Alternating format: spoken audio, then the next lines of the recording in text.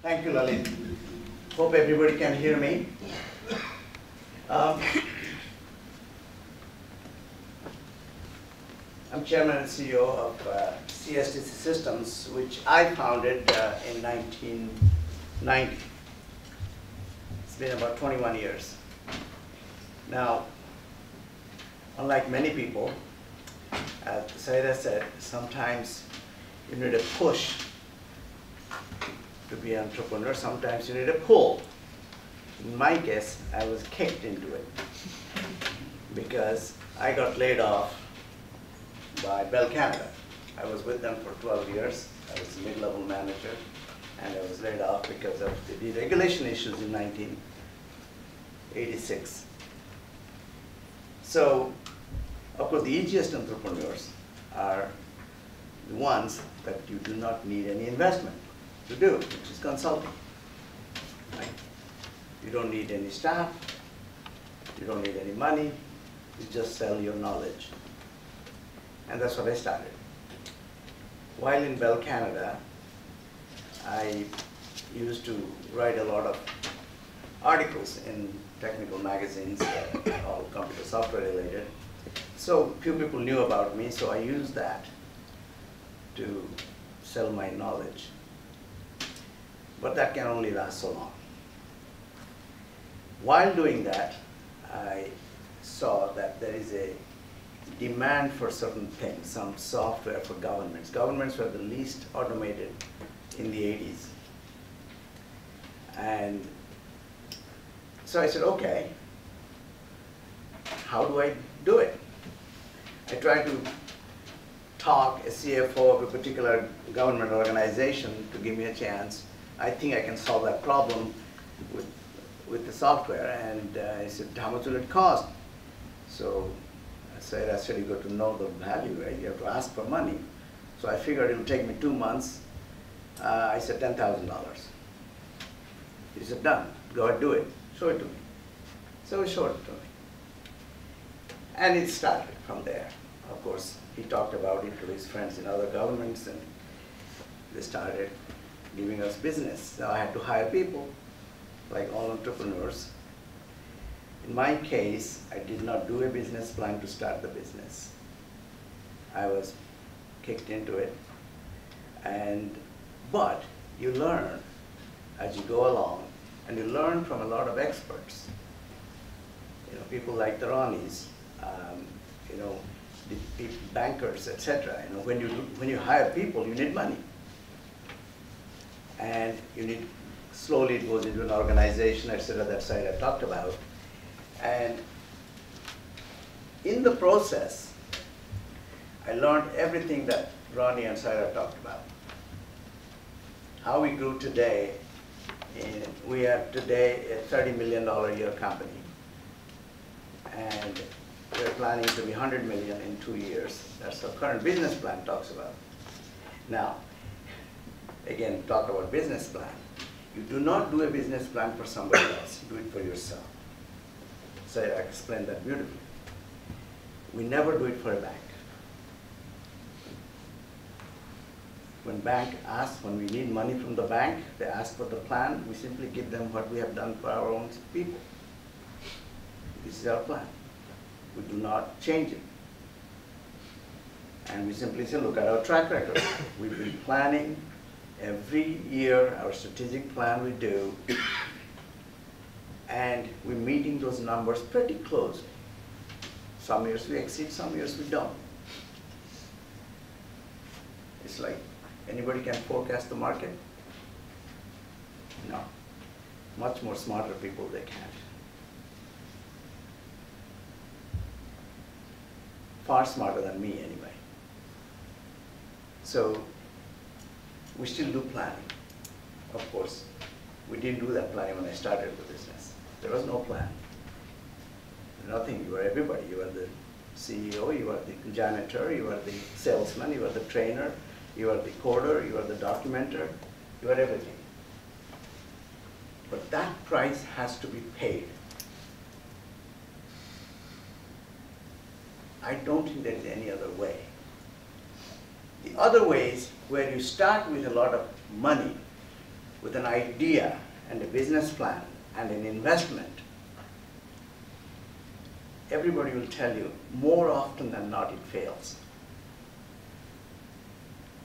I remember the dot-com days, in 1998, 99, 2000. How much money people raised just from an idea and a business plan? Billions. It all went down the drain. So this hard work and the price that one has to pay to build a business has to be done.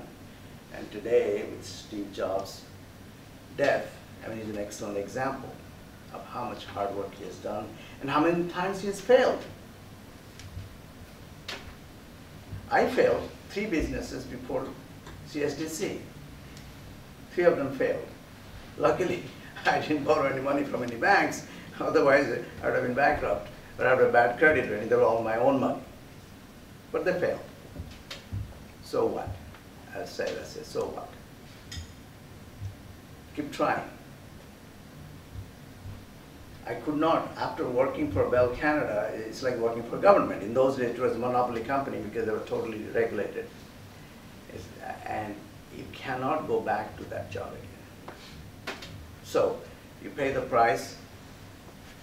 Sometimes, many, many months, you don't take a salary because there is no cash. So you start taking a second mortgage if you have to, or whatever else you have to do to continue your business and meet those payrolls. My first experience with a banker was Bank of Montreal. I was in business for 5 years by then. We had about 8 employees. We needed an operating line. My bank manager is a Scottish guy. My lad, you don't have a balance sheet. I asked him, what is a balance sheet? He said, you don't have one. I said, okay, tell me, how do I get one? He said, do you have any assets? I said, no. All our computer software. He said, your receivables? I said, yep. Well, that's your asset. So I learned from him how to create a balance sheet. Actually, after that, I went and did a lot of study on accounting. And luckily, my next door neighbor was a professor of accounting, a retired professor of accounting from Paris, from the Sorbonne University. And he said, lad, it's very simple. You have receivables, you have costs, you have revenue, and you have costs. Okay? The difference is your profit. Okay? And you have assets and liabilities. That's it. Very simple. Anything that has value is your asset. It's a receivable, is an asset. So you put that money into the receivable account, you put it into the asset account. You owe some money to somebody, that's a liability. Okay, put it in the liability, and put it as a cost. That's very simple. I said, oh my God, why didn't I know this? So that's how I learned the income statement and balance sheet. My first, because the bank manager forced me to. Until then, it was just hard work and build a business. So he denied my application for operating line. So I said, what do I do? So somebody told me, hey, I know this bank manager at Royal Bank in Oakville. And why didn't you talk to him? I did. And he said, how much you need? I said, 50,000. He said, no, I'll give you 100,000. Without asking any questions, but I want your personal guarantee. I said, okay. Without any business plan, anything, this is why there are bankers and there are bankers. And that really saved us. And then we built from there. And today, I'm going to make it a little, just my personal experience. We just raised $10 million from HSBC, a world famous bank. And I asked for 5. They said, no, we'll give you 10. Now, I never had that experience before. So they said, no, we'll give you 10. I said, great. But I want some competition. I said, what's your rate? He says, well, in the double digits, low double digits. I said. So I went competition. So I went to BDC. I knew somebody there, whom I knew for many, many years. And he immediately said, okay, we'll give you $5 million, and here's our rate. I went to Royal Bank. They said, we can't give you anything because you bank with HSBC. So anyway, I had 2 term sheets from BDC and HSBC. So there's a little bit of competition, and HSBC beat BDC by 2 percentage points. And that was a huge difference to us, big money for ED. So we went with HSBC. So the thing is, the business plan, you can spend too much time on it if you do it for a bank. But you will spend very little time do it for yourselves. We do that regularly every year, and we update it every quarter. It's a moving document. Things change. So, business plan, you're right. 3-ring binder is much better than Sherlock's, of course, because it will change every quarter. Religiously, we do annual offsite for all our staff, senior staff, so they go away for 3 days somewhere, and they do their planning. And each quarter, we do a 1-day offsite, just so that we update our business plans. Now, let me take a slight 5-minute detour. I was not trained, I'm not an MBA, I'm an engineer, software engineer. And I somehow bootstrap myself, like Saira said. Yes, I do a lot of reading, I do a lot of other things. And to keep my sanity, because businesses, there are so many adversities. In 1998, 8 years after I started the business, the Schulich Business School at York University, they sent 5 MBA students to do their thesis on our company. And these students are experienced managers from some of the top companies like Royal Bank, Canadian Tire, Bell Canada. They're doing their MBA. So they sent them to us, and they spent 4 months extensively in our office and they came up with this big plan for me. Believe me, it's about 500 pages. Analyzed everything, competition, market, our HR skills, talent pools, everything, HR plan, a compensation plan, name it. They put everything. What will take us to grow 5-fold in 3 years? We had 3 million revenue. So okay, they projected 17 million in 3 years. Never happened. We went up 3 to 6, came down to 3 within 2 years. So, business plan will not always a cast in concrete. It will change. But we're not deterred. We kept at it. So now we built it back to 30 million again. So, a banker, we, as a matter of fact, recently we bought a company from BDC, my friend Ronnie's company, last year. They were doing $4 million a year revenue. A year later, they're doing $8 million a year revenue. And under BDC, they never made a profit in 9 years. In 1 year with us, they're making $2 million profit. 1 year. So what they didn't have is the discipline in managing the company, the entrepreneurial discipline, which is enforcing the business planning, the rhythm. The 2 things are very important. You know, an athlete will tell you, you can train all you want, you can plan all you want, but unless you do it rhythmically, regularly, you're going to lose your talent. So that's what I like to do is over here, this one.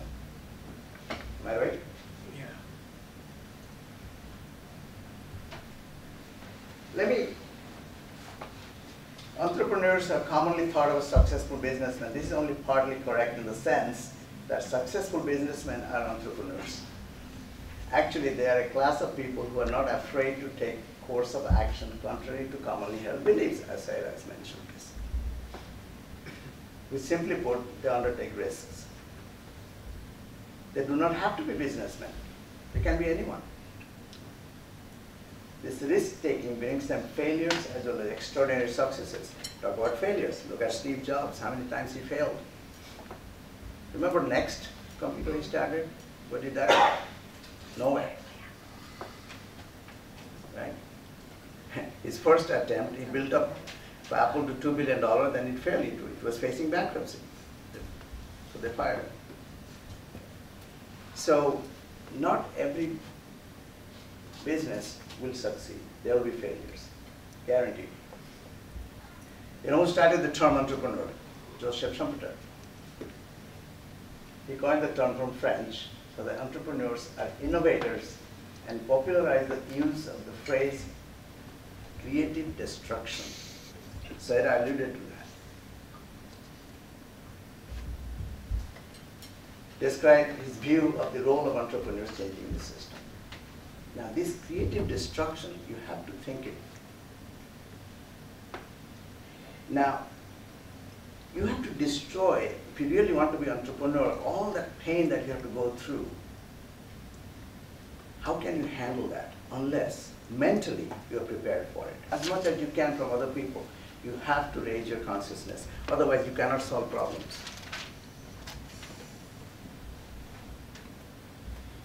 Of course, you have to, what is this creative destruction that Schumpeter was talking about? Desire. You have to have a very strong desire.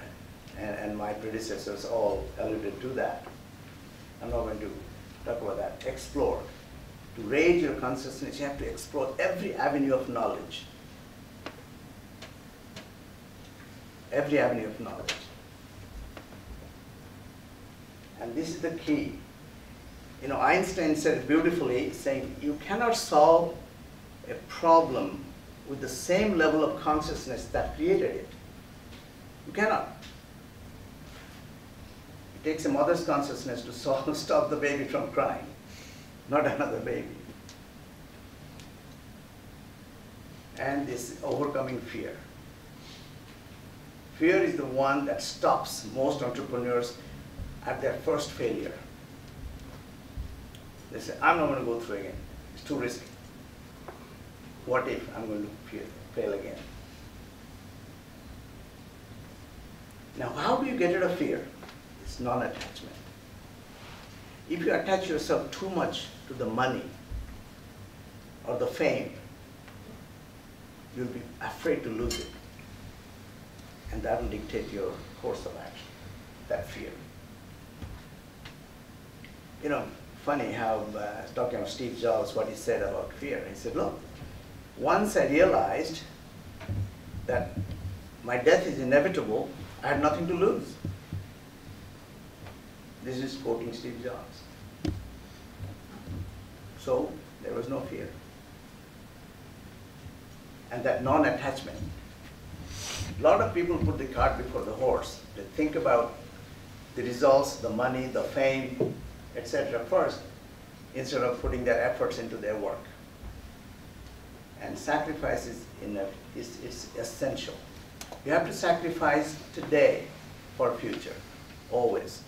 If you made your first contract, $1 million, first you go and buy a Ferrari or a Porsche. No, you're going to fail, guaranteed. Use that money to invest in your business, to grow. There'll be time, enough time to come when you can enjoy.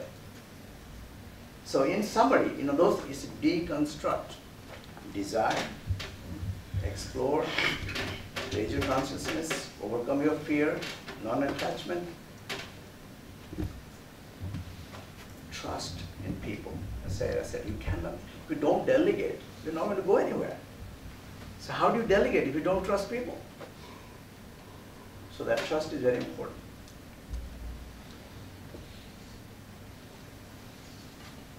So remember this, deconstruct, and everything else will fall into place. You learn how to do things, how to solve problems. You go to experts like the Ronnies, the people with money, the banks, the investors, and those things will come to you. But if you start a business to impress the banker, you're not going to get very far. The bankers will come to you. They will give you more money than you ask them for. So that's my experience so far in life, but I'm learning. Thank you, Dan.